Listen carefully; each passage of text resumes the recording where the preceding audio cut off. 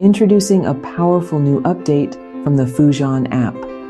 Now with flexible subscription plans to fit your journey monthly, quarterly, or yearly. Our new AI-driven onboarding customizes your path to feeling better, faster, and enjoy a refreshed experience with stunning 3D interactive videos. Update now. Empower your inner voice with Foojan. Download today. My name is Stroda Aglago. Thank you for joining us on Love, Forgive, Live. I know it's a mouthful, but it's worth it. I have a great guest here because she has something to share with us. And I think it's important. Don't tune her out and don't tune me out. What we are going to discuss is very important. And I think it'll help some of us and it'll help some of you out there to just get some understanding. She has something very special. And this is something that I want to share with you. What she has is that she developed a technique for therapy. She's a psychotherapist. Okay? She's not just a psychotherapist. She's actually has a doctorate. So she's well versed in this. And she came up with or developed awareness integration therapy. She's going to get through all that and tell you what it is. I'm dying to know more about it. And then she also developed an app. This is what I love about her. She developed an app so you can go there, use it, get an understanding and what you need. And then when you do get that, you can call her. You can contact her and say, hey, maybe I could come to you for therapy. Especially if you're one of those people who feel skittish about therapy, because unfortunately, therapy is still being frowned upon. I still don't understand why. But it's important for all of us, for us to learn more about ourselves. Now, this integration, awareness integration therapy, is not just something that just happened last year.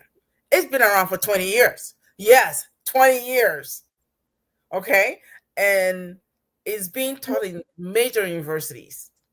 So it's not just some thing. She's a real deal. So as far as I'm concerned, we need to learn this.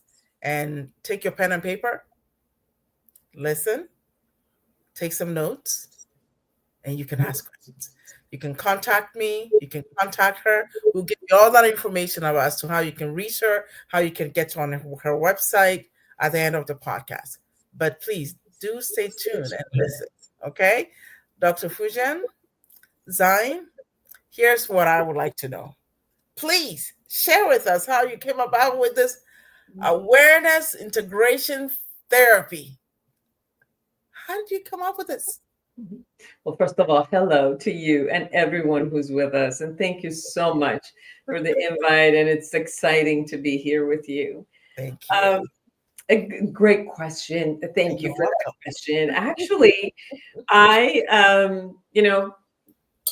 studied many of the different types of psychotherapy models, psychoeducational models. Mm-hmm. And I went to, as a client, I chose to go to therapists who would have those models because I really wanted to experience each and every one of them as a client. Yes. And what I noticed is some of the theories look at the thought process. And the point is that if you change the thoughts, your emotion, your behavior will change. Yes. So, right? So some of the therapies, they look at emotions and really look at the emotional constructs and then, name them, see what their message is and start looking at the thoughts around it and shift it. And so those are the emotional therapies. Then we have body-oriented ones. You move your body and, all the traumas that are there will shift. You move your body, you change your mood and you change your thoughts. Mm-hmm. And then we also have behavioral therapists, which you change your behaviors. And then based on that, you change your mood and thoughts. And then you also have trauma informed, where if someone has been going through trauma, how do you go and clean up the trauma, whether the trauma was from the past or now? So you could I learned many of these as I was becoming a therapist. I've been a therapist and a coach for 32 years. And then I also had gone to self-progress seminars, which they're much more about, like positive psychology, NLP, moving forward, looking at goals and setting it up. So I was learning everything and I was utilizing on myself, and I would bring it to my therapy room. Like I would go learn it and bring it and try to see how it works with my client. So as I was going along, I saw that each one of them had such a jewel, but each one of them would kind of hit a limitation where the other one would pick up. Oh, wow. Hey, all the masters are giving us so many jewels. Let's put them all together like an amazing. Yes. So it created a structure where, I got from every great therapy and theoretical and orientations, and I put them kind of together. So now we have a 6-phase model of intervention that first of all, we show up with the concept of my reality is very subjective. So regardless of what's going on, every human being has their own perception of whatever is happening. So I'm going to have my own version of it. So then I want to create an awareness. So start looking at the awareness of how do I think? How do I feel? What are the feelings that are showing up? Are these feelings attached to my thoughts, or are there more instinctual feelings? What happens in my body? And then how do I automatically behave or intentionally behave? And what kind of impact and results do I create when I'm thinking positive, I'm in a good place, I'm feeling great, and I'm behaving and intentionally acting something, create something, or I have a negative thought, I'm down, I'm angry, I'm reacting, and the results are getting created based on that. So the first concept of this is let me become aware and let me learn how to become aware. Let me learn how to distinguish between my thoughts, emotions, behaviors, body language, body sensations that are giving me all of the information. Yeah. So that's the basis of how we start, and hence the name awareness starts with that. And then we want to look at, Sarota, that every one of us lives in relationships. Like we don't exist. Our personal experience, our identity only exists in relationships. So, and I'm not just talking to relationships with another human being. I'm saying we have a relationship to objects, right? Don't all of us have a relationship to our cars? Right? Personal. Yes, we do. Some of us even name them, right? Yes. We can get pissed at it. We can love it. We can nurture it. I mean, all of that. We can kick the tires when something is happening. So you could see, or we have a relationship with money, right? Money is a concept. Yes. So you could see that we live in relationships, and everything that is stored within us in our memory must become personal, or we don't even store it, right? So it becomes personal. It is a relationship. So what we want to also look at is to go look at every single area of our life that we are in a relationship with. And that's where we want to create the awareness. So how I think and feel and behave toward the world, any relationships, like it with my mate, in my intimate relationship, with my children, with my parents, siblings, with my work, my clients, my coworkers, my boss, right?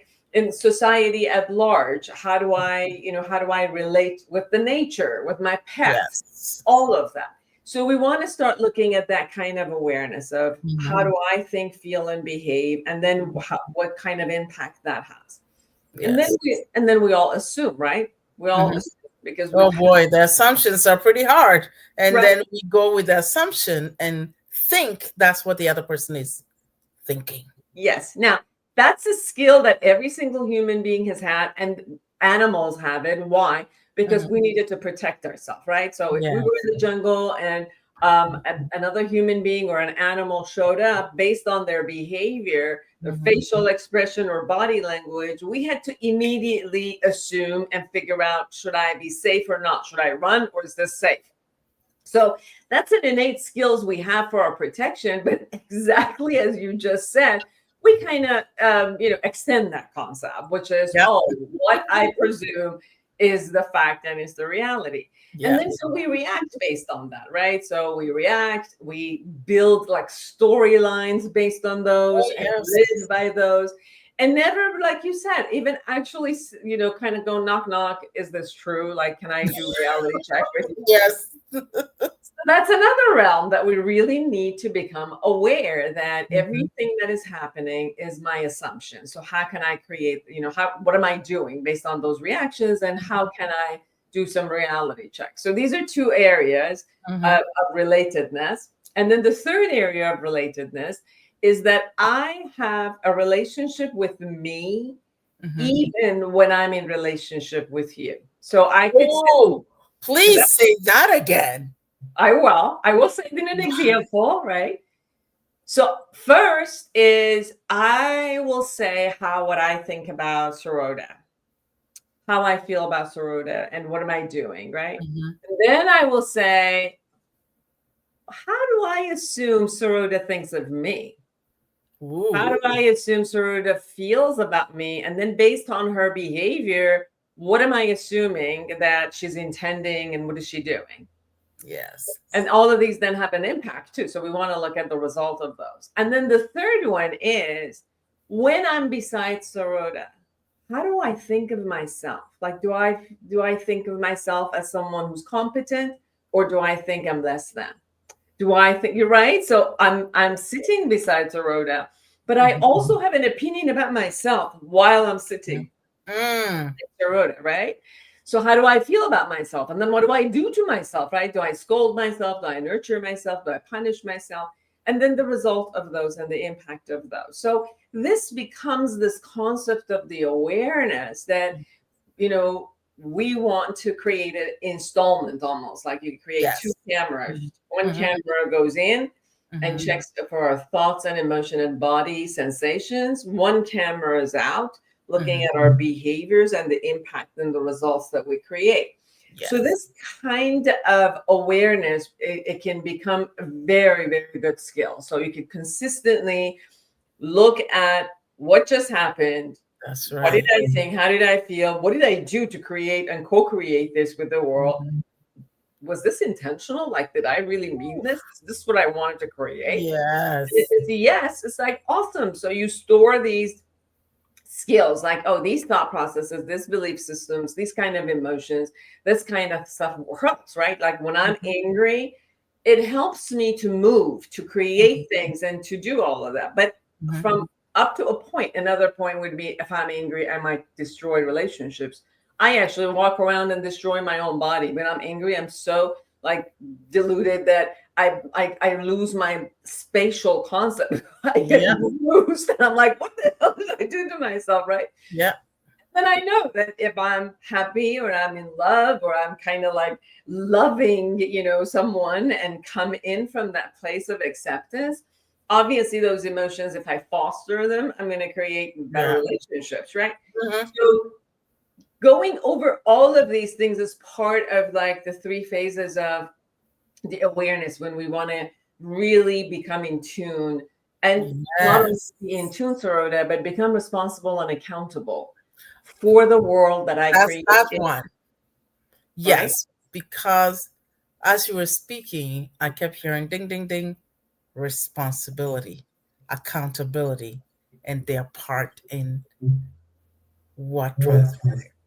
Yes.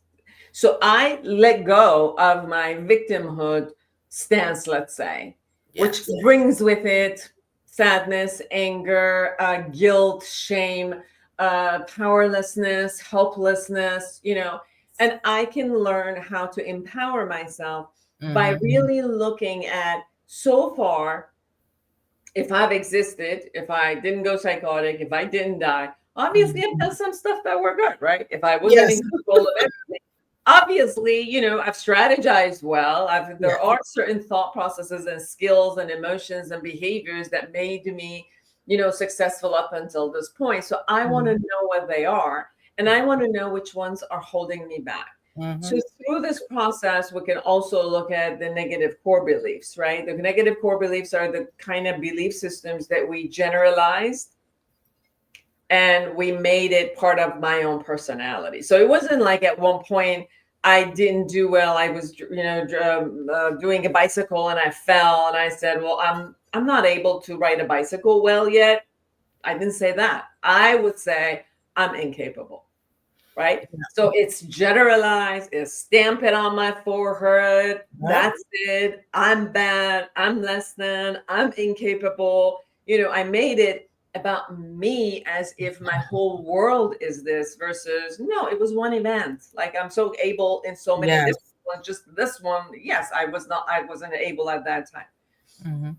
So we want to look at which one of these belief systems I did make it to myself and I made it into a generalized idea of my personality. And then in phase 4, we go back to that memory, because remember what I said at the beginning. Yes. If I make this all up, if all of this is my reality, and if I made this up for myself, then I have to go and be able to dismantle those. Yes. So, I've worked with psychodynamic and I work with so many of the deep work, inner child work, transactional analysis work. And one of the things we used to do is we used to go to the memories, but we went into the memories with such an empathy. But with that empathy, we also kind of reorganize the same memory from the same victimhood and vulnerability. So although we want to look back in those memories, and science tells us that every time you go back and visit a memory, you are recreating the memory. So every time you go back to the memory and say, poor me, you're still installing the poor me. Oof, how sad. Does that make sense? Yes. So this time what we decided is we're going to go there. We're going to say poor me. I'm going to be, looking at my vulnerability. I'm going to nurture myself and have empathy. But I'm also going to look at what were my strengths that I was able to survive that, however I survived. Whether my survival was I stayed quiet and I strategized to play dead and just be quiet until it all went out. That's a strategy. Yes. Right? If I strategized to fight, to say something, to maneuver things, whatever I did in order to go beyond whatever it was that it was overwhelming for me, those are my skills. So we want to go back to the memories and now focus also on the strength beside the vulnerability.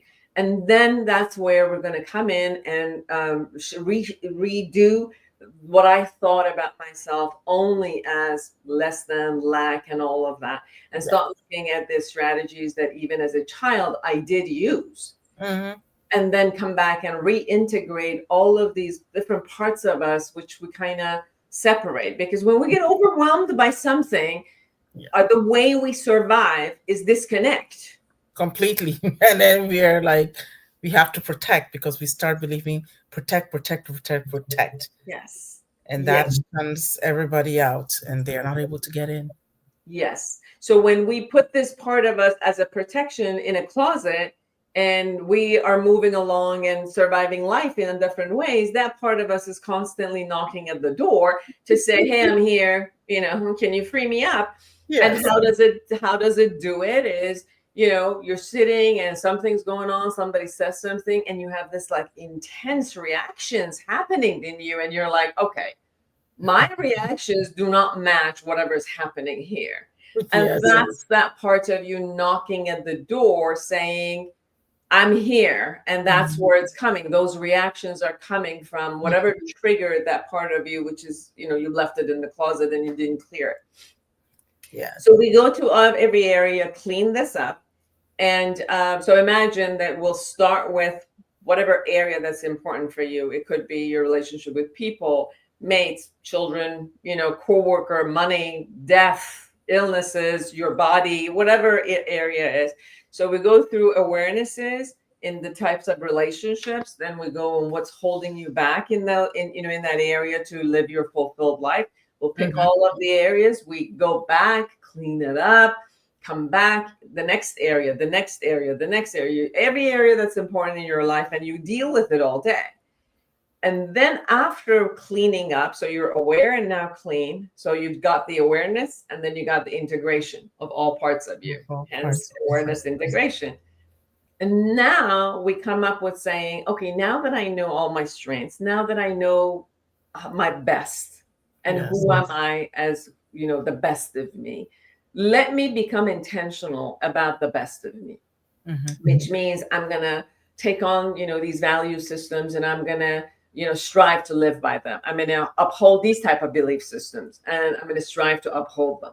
I'm going to foster these kind of emotions. Not that the other ones don't show up. I'm just not going to dwell in them. I'm going to get the message and then shift myself into all of these, right? So it doesn't mean that shame never shows up, but when it shows up, I'll hear it.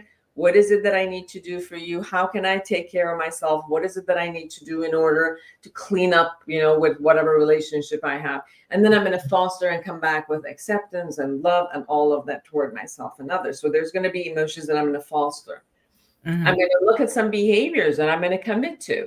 My commitment could be my behavior to be authentic, to be congruent in my communication, to be loving in my communication, to be, talk from honest, walk my walk. If I say something, I'm going to show up. If I screw it up, I'll apologize and clean up and come back at it, right? Yes.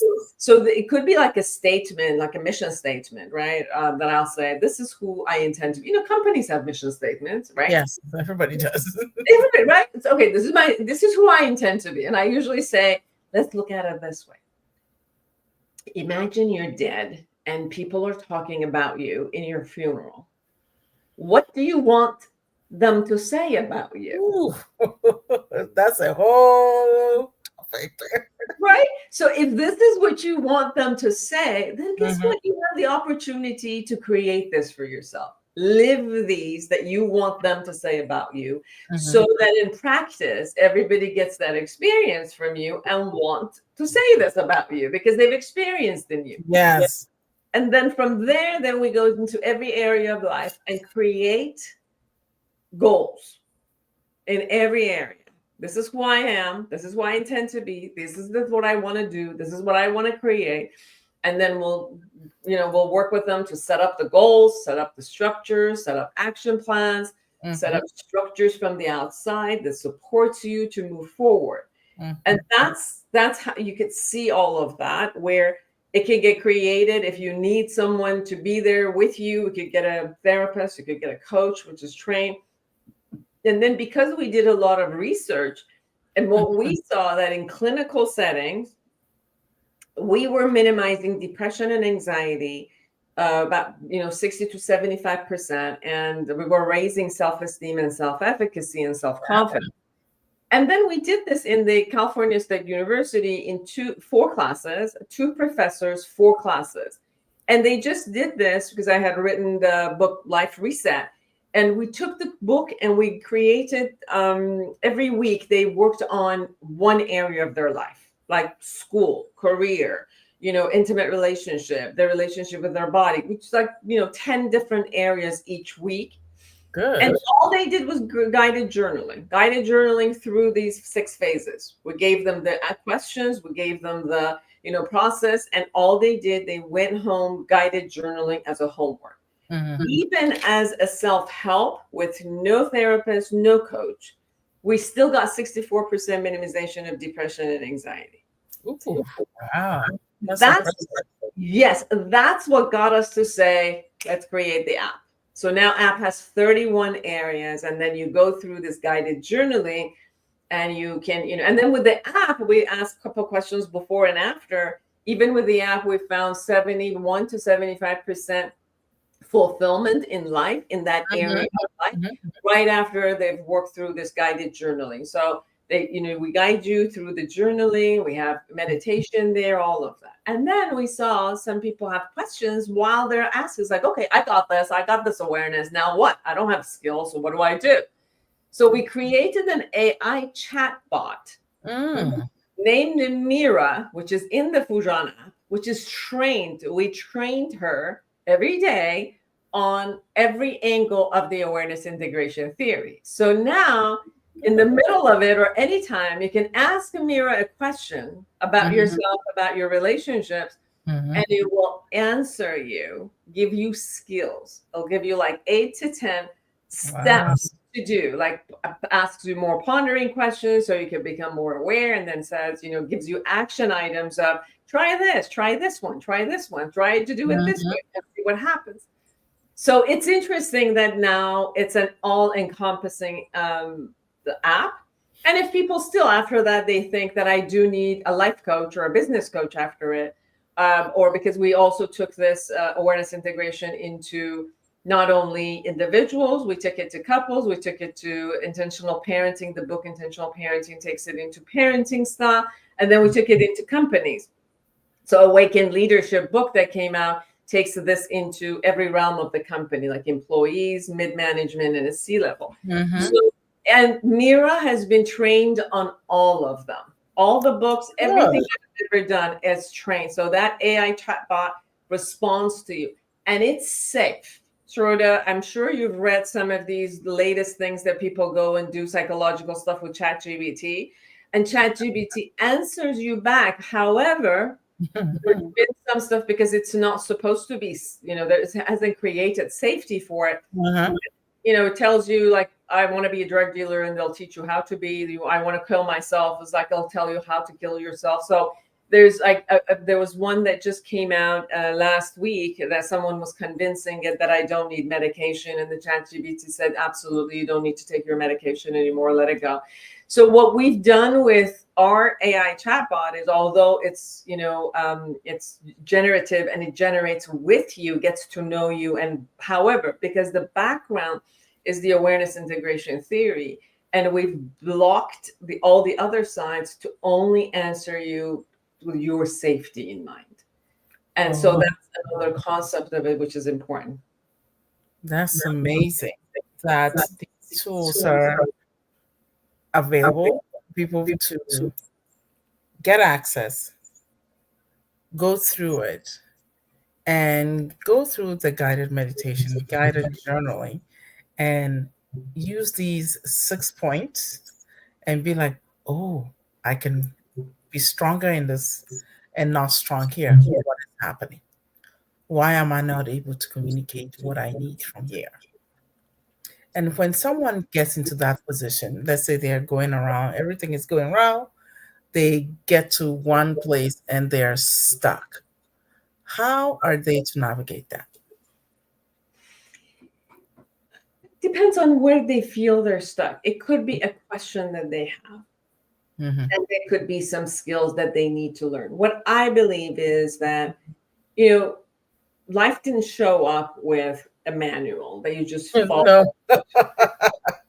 Kind of figuring it out as we're going along, right? Yes, we are. But how I figure it out and what works for my personality and my scenario might be different than yours, because your scenario is different. What you have to deal with is different.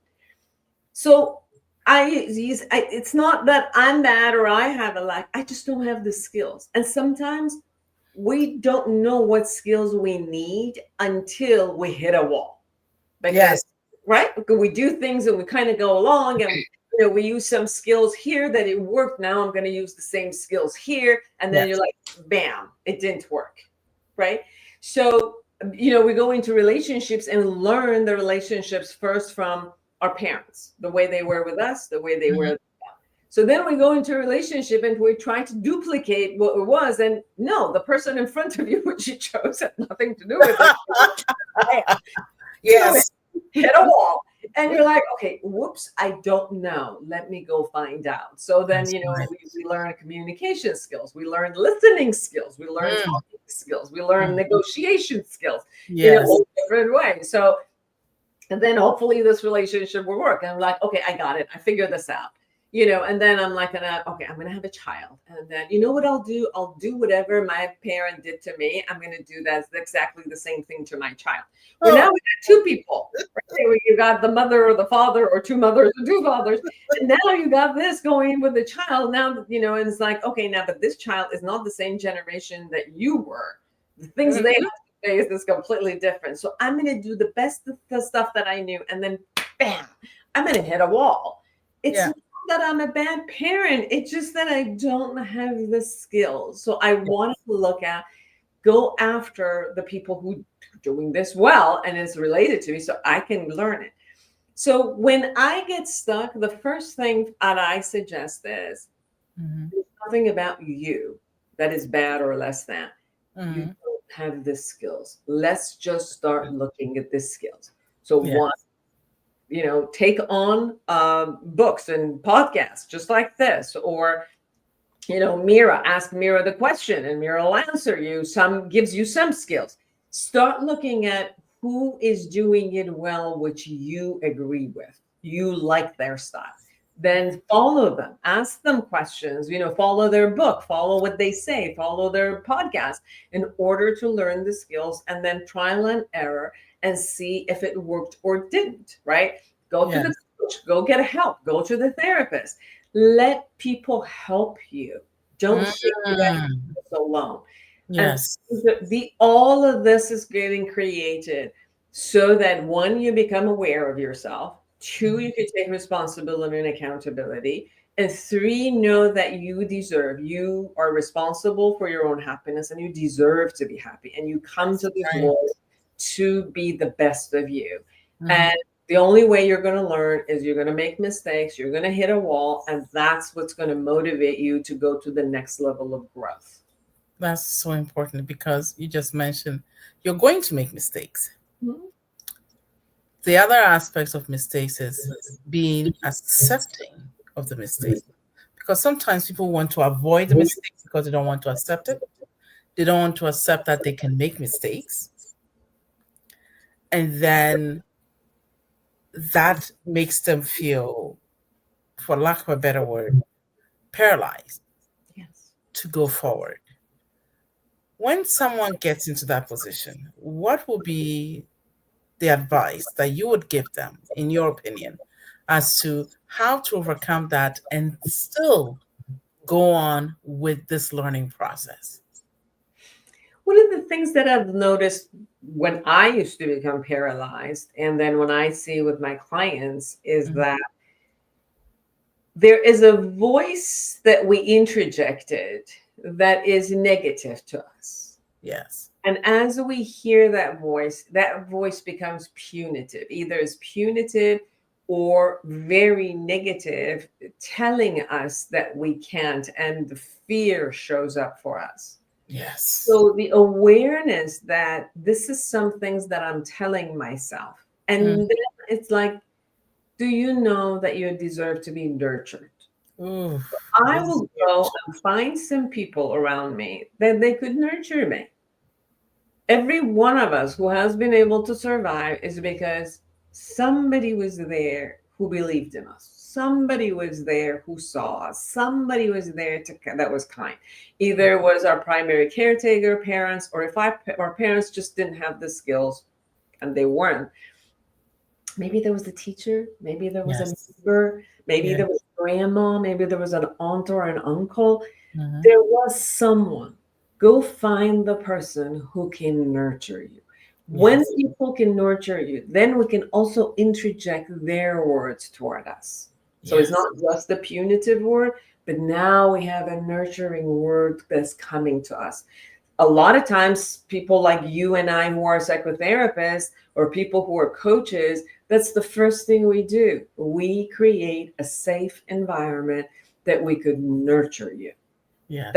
That's the key. Within that nurturance, then we could like shake it up and say, oh, okay, now give me the skills. Because sometimes if you just give people skills and they're like, I'm incapable, I'm less than, what's the point? So that kind of like paralyzed, frozen helplessness that shows up because I just don't believe in myself. And I think nobody in front of me believes me. So if we could even find one person that could hear us, there's simple questions. So sometimes it's like, how can I help you? So, a service person says, how can I help you? And they look at you and they'll say your name. And you're like, wow, somebody cares. Yes. Right? Yes. finding a person who can nurture you is the best thing you could ever do for yourself.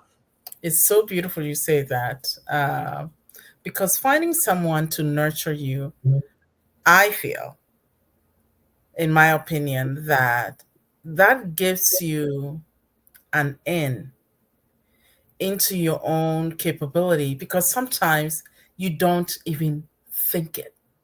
I always say that we don't ask certain questions because we are not even aware of what is going on in order for us to even come up with a question. But because you have someone around you, or you seek that and they showed up, or you go into a space where you recognize someone that speaks of something good, something positive towards you, and you hear it, the next thing you start thinking about is, I didn't think I was even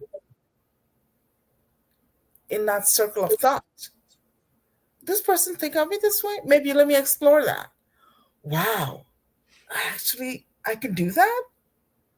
I didn't even, that never occurred to me, because you connected with the right person.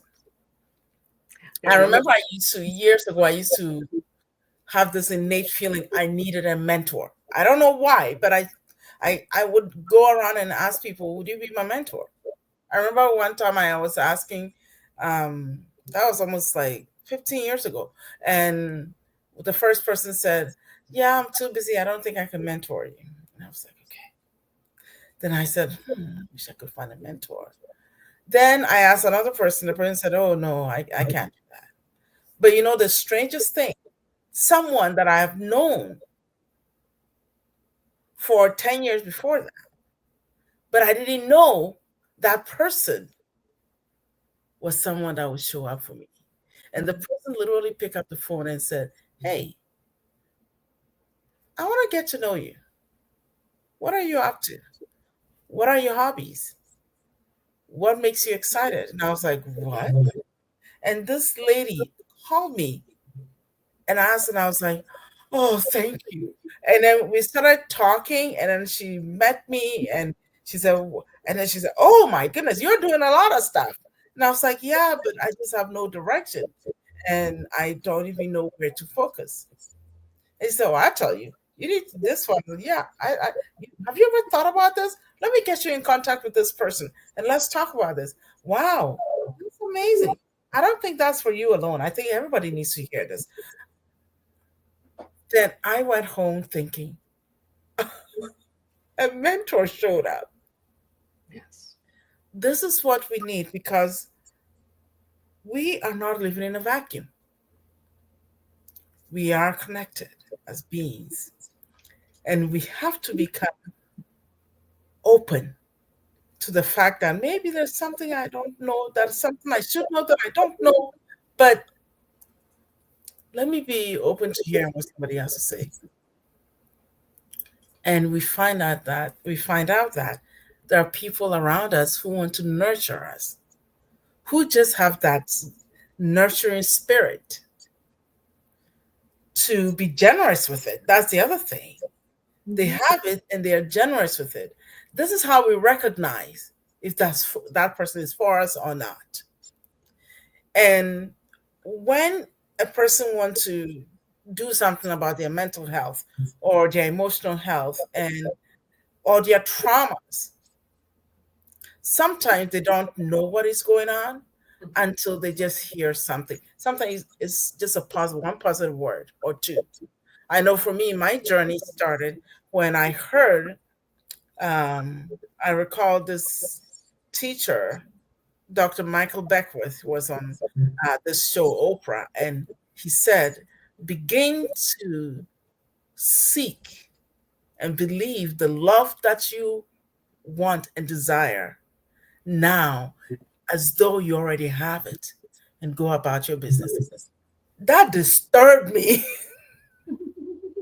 Because I called everybody. They were like, oh gosh, there she goes again. She's excited about something again. And it took time for me to think. And I remember I had the most profound dream. Then I went on a quest to learn more. Then I realized, oh, just because you don't see what you want as love physically in front of you. You can't start. You can start by loving yourself and recognize that you are enough and you're worthy of that love. Rather than looking for the outside to give it to you, start with yourself.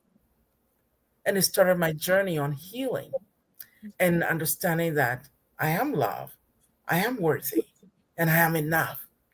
So this nurturing spirit comes from every angle. You just have to be open to listening, to receiving, and hearing what is coming, because especially when it comes to mental health, this awareness is powerful. Very much. Very much. And you were talking about nurturance. Sometimes it's just an animal that shows up. You know, I've worked with people who have been so traumatized and so non-trusting of other human beings, which they started getting nurturance from animals. They got a cat, they got a dog. Yes. And every time they got upset, they went, and the way that their dog or their cat, you know, looked at them and licked them and loved them, that's the first part that they actually got. Or, you know, then they started going and they had one person out there, a friend, you know, a mentor, a teacher, a boss, somebody was there, which no, they didn't abuse them. And they actually looked at nurturing them.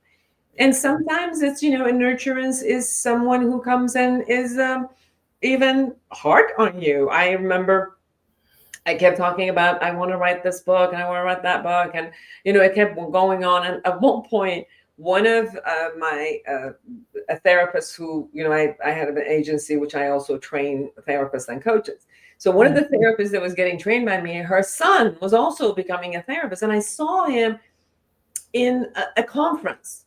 And so he comes to me and says, so what's going on? I heard you were going to create this book for awareness integration. So I came up with all these justifications. Yeah, but I'm busy and this and that. And so he just looked at me and said, Foojan,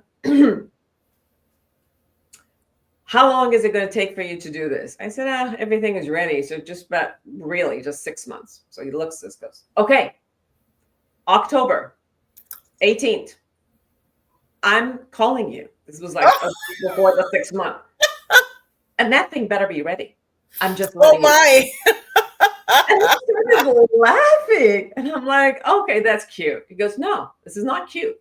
I'm taking a stand for you, whether you like it or not. That's when I'm going to call you. I'm going to email you. And that thing better be ready for me. And I did not hear from him. That rang in my head. That started the whole thing. And so exactly on October 18th, he called. He emailed. Where's my manuscript? I sent it to him. And I said, wonderful. I sent it to him and he says, good work. I love it. See, that's what it is about.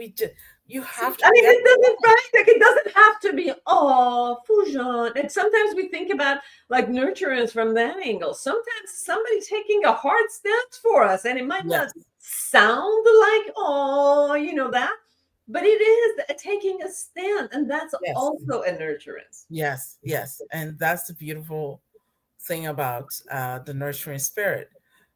We think we need to seek it from our families, from our closest friends, but sometimes they also have their stuff they're dealing with and are not able to be that nurturing person or nurturing figure for us at that point. But I honestly believe it's all around us. The moment you start having the thought in your head, because now research, I don't know how they did this, but they said your thought leaves you and it becomes a particle in the atmosphere. Well, it's an electrical charge. So exactly. And it goes around and seek out answers for that thought. So if it's a positive one, it'll seek answers for that and connect it to it and then come back to us. If it's a negative one, it'll do the same. The same way that we think about, hey, I think I'd like to do this, but I don't even know. I don't know if I have the time. I don't even know if I have the energy. Yeah, I'm too busy. I'm too busy. You just put it out there. And then, yeah, the nurturer comes and just says something. And Yes. then I think you also have to become open to the idea that, hey, yeah, what is stopping me? I can do this. Just like how you said, it rang in your head, and repeat it and repeat it and repeat it. And I think this is how we begin to create what makes us whole, because now you're able to write your manuscript. Because after writing it, don't you feel like, I did that, I accomplished this? There's an excitement that comes with that. Yes, yes. And I think there's another angle that I like people to look at, and we brought it into the awareness integration, is Mhm. this is normal that Mhm. we as human beings, because we want to grow and we want to protect ourselves, we Yes. keep looking at what we've done wrong, Mhm. what's not there, so that we could acquire it and make it right. However, again, there's a trick into this. Remember what we said about assumption? Yes, it's a skill that we do have for our protection. However, we get caught in it. Yes. Same thing. We get caught in only always looking at our negative side. Mm. Yes. And Right? that's loud. It's loud. It's loud.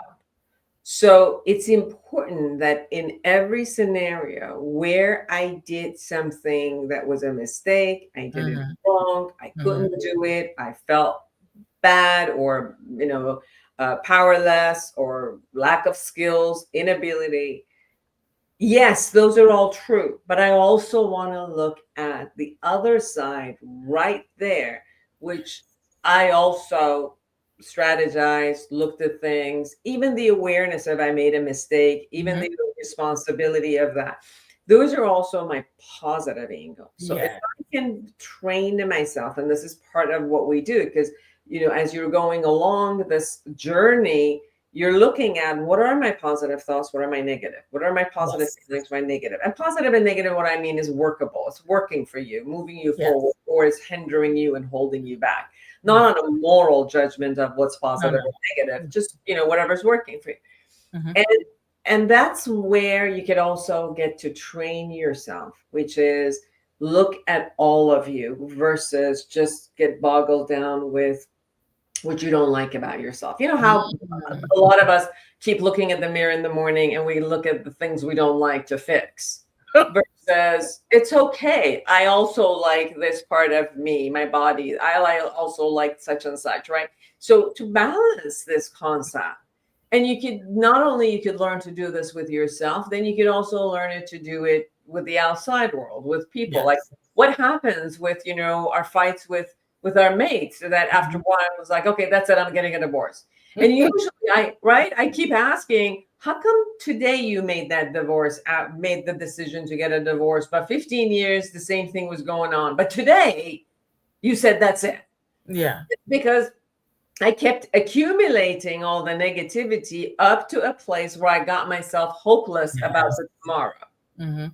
Right? So you can see, as you keep accumulating only the negativity, Yeah. what happens? That you are lopsided. You're not looking at the bigger picture of you Yep. or the world or people around you or what your achievements are or what you created, or the creation that you've created all around you, and you're only looking at the lack. But it's none of this is worth it because I don't have such and such. Yeah. So that way of looking in a balanced and opening the lens gets us to be more fulfilled in life. It gets Yes. us to have gratitude.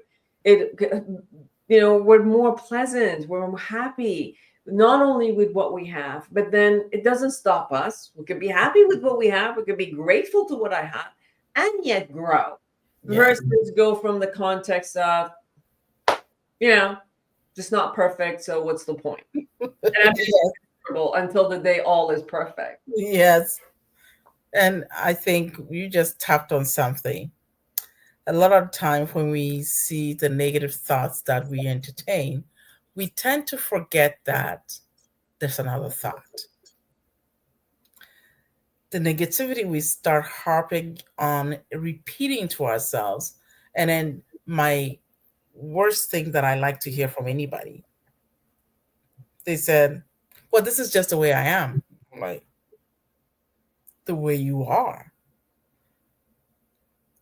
Anytime I hear people say that, I'm like, whoa. So you're just telling me you've made a decision. You don't want to grow.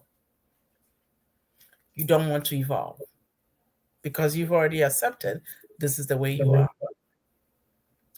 And when I say that, they go, I said, well, what you just said is really negative. And people don't think about that because literally they're telling themselves, I'm incapable of learning anymore. I'm incapable of growing. I'm incapable of changing. I'm incapable of noticing anything that I need to work on. This is it. Which deprives us of the awareness to do the work, to grow, and then come to a place of, wow, I used to think this way. I used to do this. I used to do that. And now I can do this. Now I can do this. That's why when a negative thought is repeating itself, one of the most powerful things we can do is to look at, hey, what if I flip the switch? I flip it and decide I'm going to do this. Try it. Forget even trying. Give it a shot. Put one foot forward. And by the time you know you've got another foot forward. And you look back, you're like, wait, I just went 5 steps. How did I do that?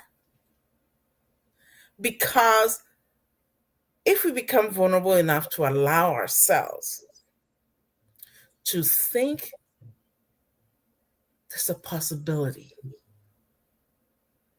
we become surprised. Yes. We become surprised of the things we uncover about our trauma, about our growth, about our childhood, whether we like them or not, but we've uncovered something that gives us strength. We didn't see the strength then. We didn't even recognize it then. And we certainly wouldn't have called it strength. But now that we have the possibility of perceiving something more positive, we see a whole new thing. Now, all of a sudden, that's saying that this is the way I am, we start saying, wow, I'm a work in progress. I'm actually learning something. Yes, about yourself. It's one of the things that I think make people so excited when they're doing the mental health assessment of their own and realizing the awareness, not both in physical, mentally, emotionally, and how do they relate to people? And like you mentioned, what perception did they bring up about what the person may be perceiving about themselves? Now it's like, ooh, because more and more people, I think, are becoming aware of the fact that they can do the internal work. Because for a long time, we've been so focused on the external. Now, I feel society has hit a wall. You have to look within. And that's the only place we have some say-so or control over. I mean, I don't have control over what's happening outside, It's always going to do what it's going to do. And the only place that I can look and shift and constantly shift is internal world, so that I can either match the vibration of the outside, shift the vibration of outside, collaborate with what's happening, negotiate with what's happening, all that I can do, whatever the reality puts in front of me, whether it's hardship or death or illnesses or, other people's jealousy or upset or whatever it is. I can resist it. It's not going to do anything. So I have to start looking at how I can be with it. How can I negotiate with it? How can I move with it? Can I change it? And even if I wanted to change it, I can't resist it and change it. I got to accept it and change it. You know, I got to see what it is before I can. It's like, you know, I got to see if this is, I keep hitting a wall. I can't change the wall, but I can, when I realize it's a wall and it's unchangeable, then I can start looking at a door somewhere beside it or a window. Yes.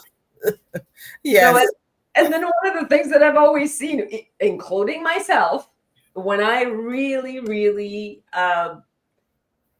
get into a disastrous place with myself or my world, is because somehow I'm not looking at what's in front of me to deal with. I'm somehow resisting what's in front of me and say, it shall not be that.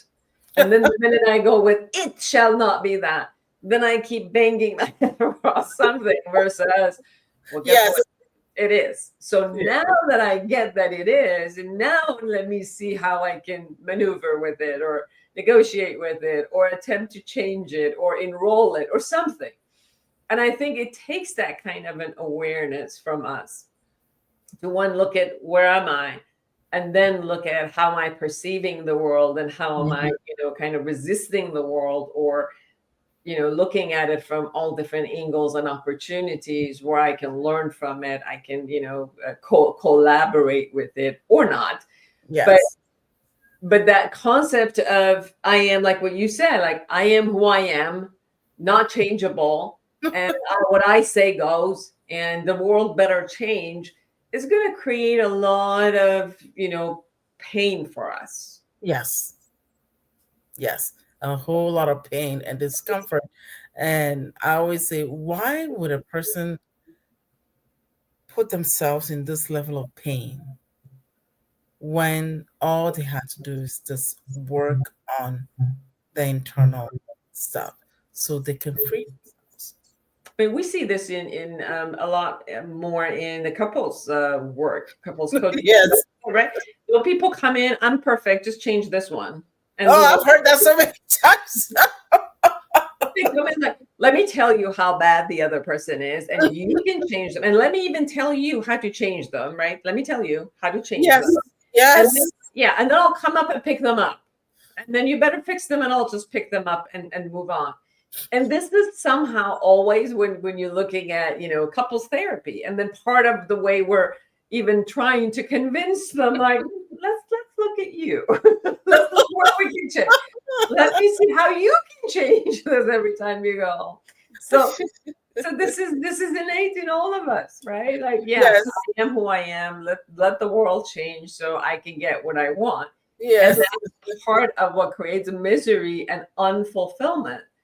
And part of the awareness is, this is who I am. I can be fluid, and the world at this point is this. Let me see how I can be fluid around it and what I can change. And if I don't want it, it's okay. This is only part of the world, and move on and go to another part. But the awareness of that, instead of me just constantly fighting, I go to work, the work is bad, my coworkers are bad, my boss is bad, my employees are bad. I go, everybody is like, it shouldn't be, everybody's not the way I want it. The world is not the way I want it.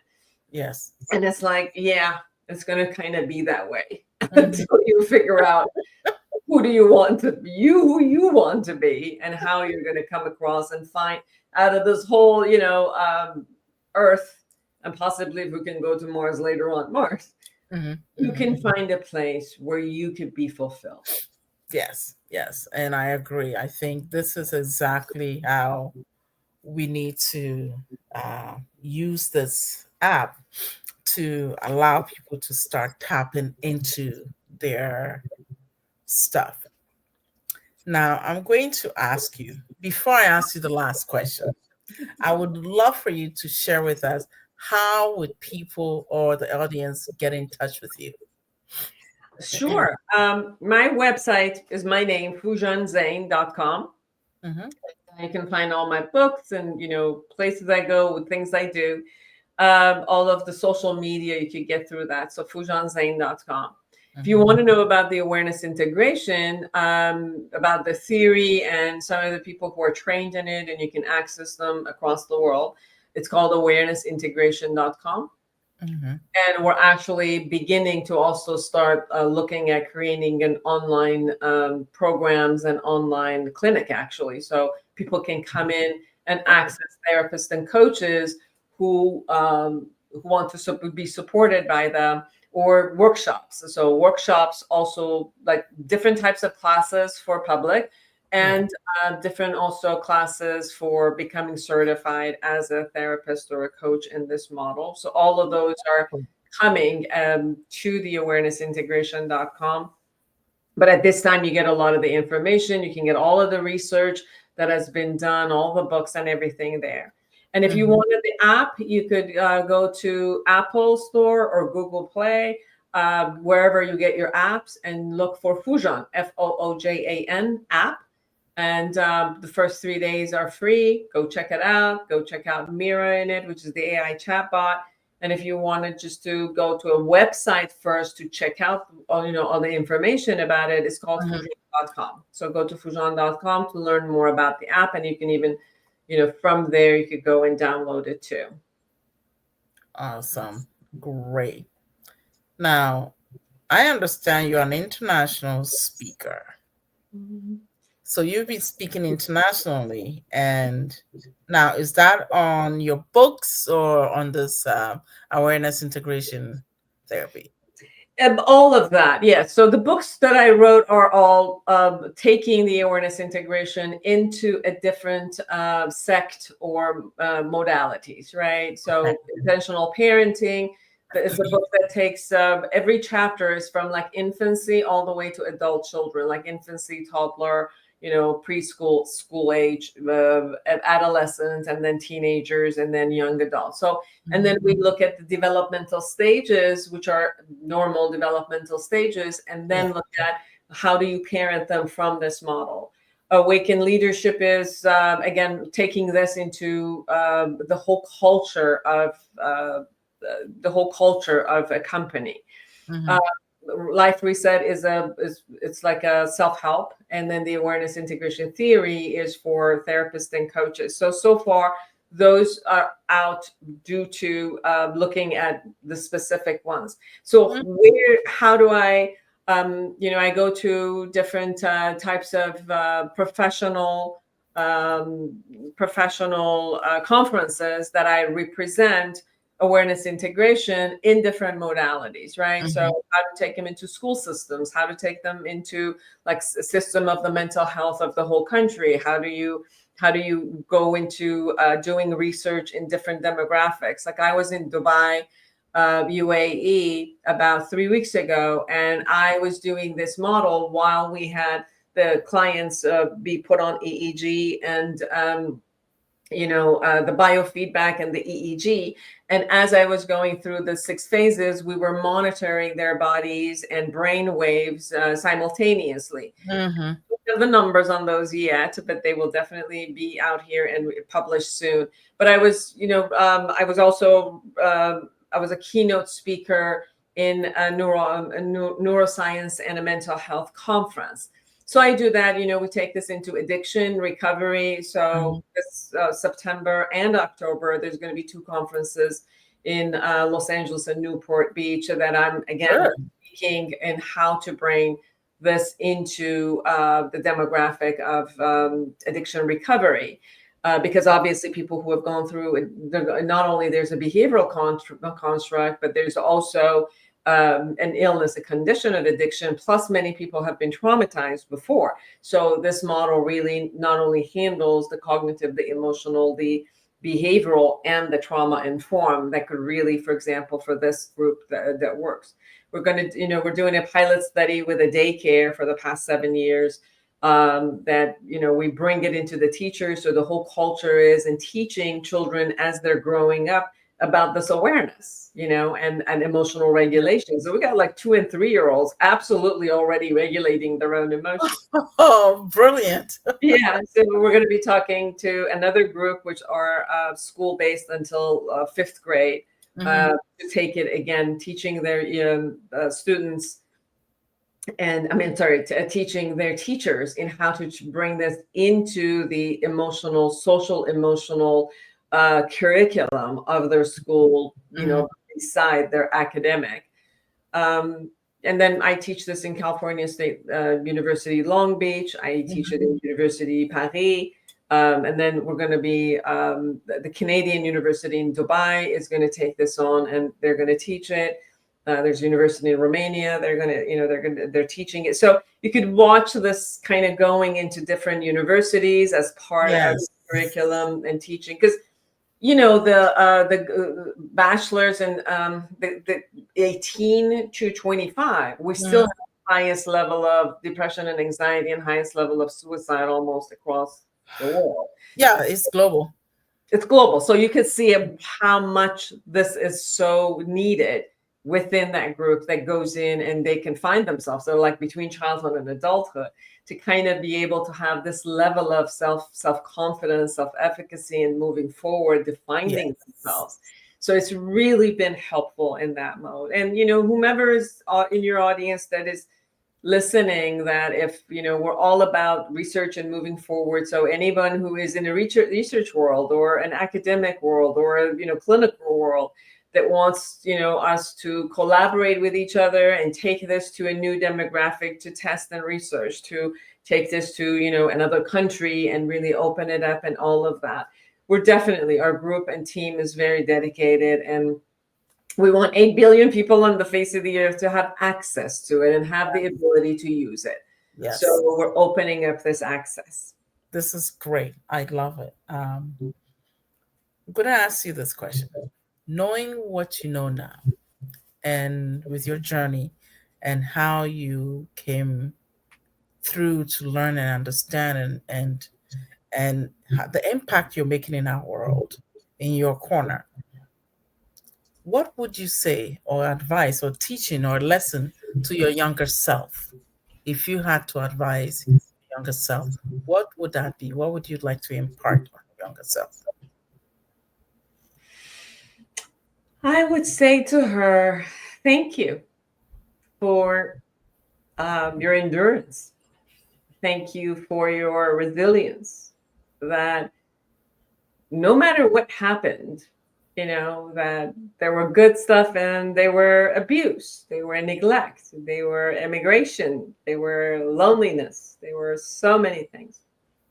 And then yet you learned and endured, and you picked love. Yes. You picked love, because no matter what happened, you didn't become evil. You didn't hold your part. You became someone who wanted to share, to feel it, to embrace it, and to share it. So I first want to thank my younger self for not only being the vulnerable, but also being strong.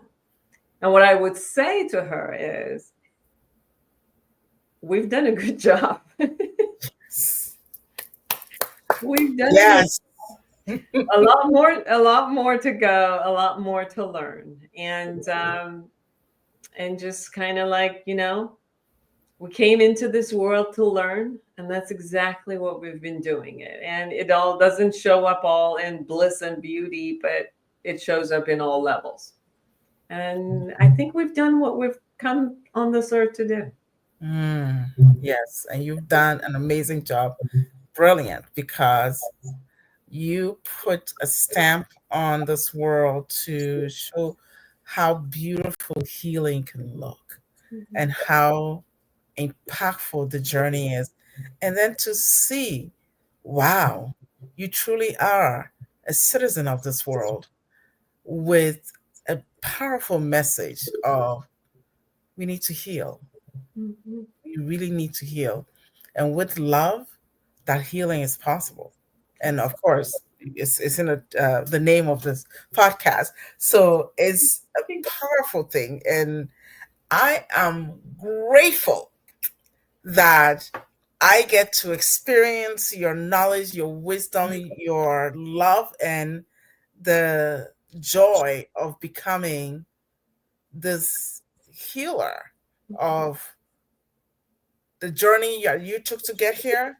And that journey is so fast, and you're still soaring and making an impact in so many people's lives.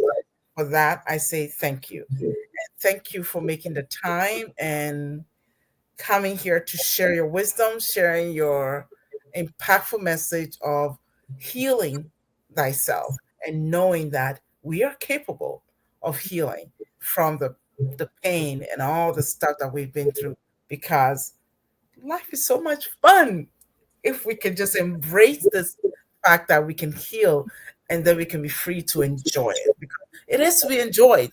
Let's not forget that it is really to be enjoyed. The journey is arduous, but we can enjoy the process and the molding that we are. Thank you. Thank you. Thank you for the opportunity. Thank you. It was beautiful to see you, to meet you, and I get to experience you also on my podcast. So Oh, yes. I'm looking forward to that. I think it's coming up in July. So I saw the email yesterday and I was like, oh my goodness, I haven't responded. I'll respond today. And I was like, yes. Oh, that's just going to be something very fun, I think. And of course, honestly, your podcast will be the first one that I'll be coming on to talk about the book. So it's going to be exciting because it's the first one. So I'm very excited, and why not? She's such a powerful teacher and healer, and I'm here for it. So thank you. Now we gotta have you back soon when you start having your and then come and share your book, one of your books with us, so that we can actually get more people to get involved. Now, one thing I can always say is always remember that the pain, the stuff, and all the chaos you're going through is not the end. It can never do you in. You have to be open to the healing, to the process. And there are nurturers around. If you didn't get it to your mommy, if you didn't get it to daddy, if you didn't get it to your sisters and grandparents, I promise you there's somebody around the corner. You just missed them. So be open for it. And thank you for joining us on Love, Forgive, Live. You can always reach me at LUV, the number 4, give, GIVE, live, LIVE, at gmail.com. My name is Rhoda Aglago. Thank you. Have an amazing week, everybody, and take care. We love you, and keep on healing. Keep on doing the work. There's power and love in your own healing. And I promise you, you'll be so free and enjoy your life. Take care.